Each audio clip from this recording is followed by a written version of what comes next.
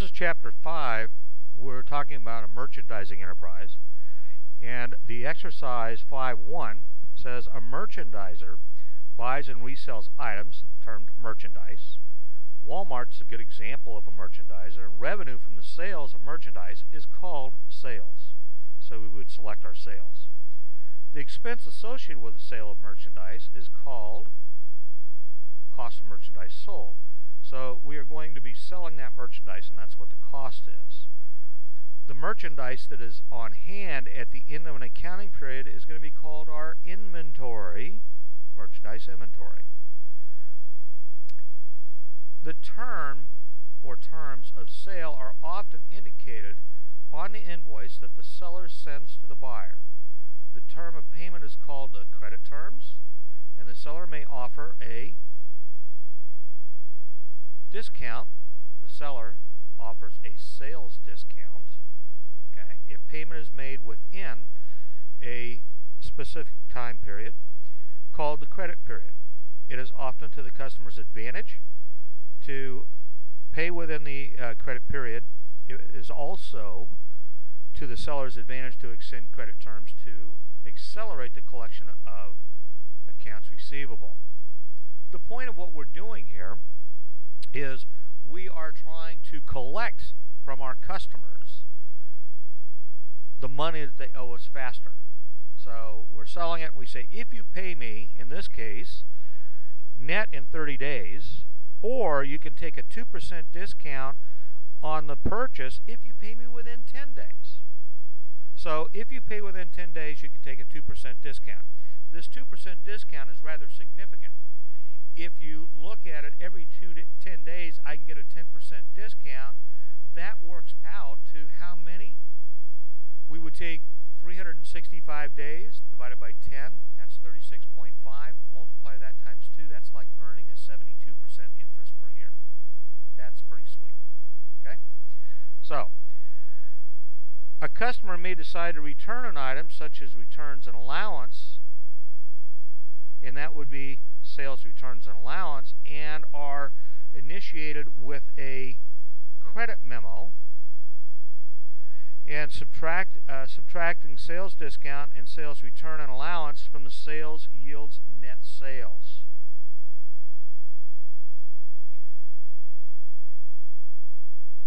I'll get rid of that. If we're going to be looking at some information here, it says customers can purchase items for cash or on account. A sale on account is recorded as an accounts receivable. And Conrad sells office equipment to Horizon Enterprises on account for $1,100, $210 net 30. The cost of merchandise $850. So on that date, we're going to be recording the sale. I'm going to record a accounts receivable from our customer, and the dollar amount was $1,100. We'll record our sale for $1,100. Our cost of merchandise sold was for, let's peek back up here, $850. And we will credit our merchandise inventory for $850. So I'm taking it out of inventory and showing as a cost of sale at $850. I'm recording the sale for $1,100 and showing that a customer owes me $1,100. So that's down there on the income statement. The sales minus the cost of goods sold gives me my gross profit. Now on February 10th, it says sales return. Conrad Sales issues a credit memo in the amount of $400 for returned items. The cost of the items is $360. So some of the items were returned to us. We're going to put it back in the inventory at a cost of $360, and we'll reduce our sales by $400, and we are going to debit sales returns and allowance for, that was $400. We'll credit our accounts receivable for $400. going to put it back into my merchandise inventory, and that dollar amount was $360. And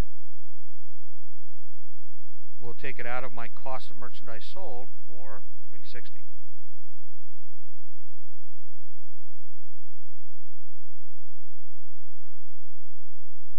By the way, this $850 was given to me up in the handwritten.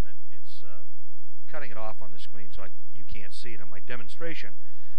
But also the 360 was a given number they gave to me.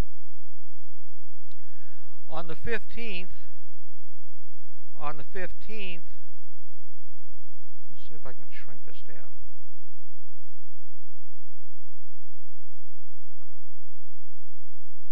Yeah, so here you can see that's where the 850 came from and the 360. On the 15th of February, it says Conrad Sales receives the amount due from the February 5th sale less the return on the 10th. So we're going to have a sale of $1,100. We had a return of $400, so our net sale then would be $700. And we're collecting it within the discount period. Did we collect on the discount period? Yes. We collected it within 10 days, so they get a 2% discount. So I'm going to switch over to another sheet, and I'll make those calculations for you and show you.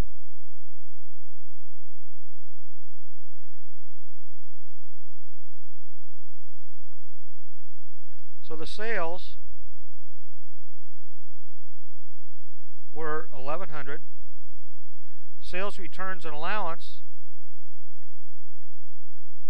was $400. That's for the products that were returned. So we have $700. Now they're going to pay us, and they're going to take that 2% discount. So my net sales is $200. I'll multiply this times 2%, and that looks like it's going to be $14. So I'll receive a check then, $700 minus 14, and that's going to be what, $686? Okay. So 686, let's go back to our problem. I'm going to debit cash for the amount that I collect, $686.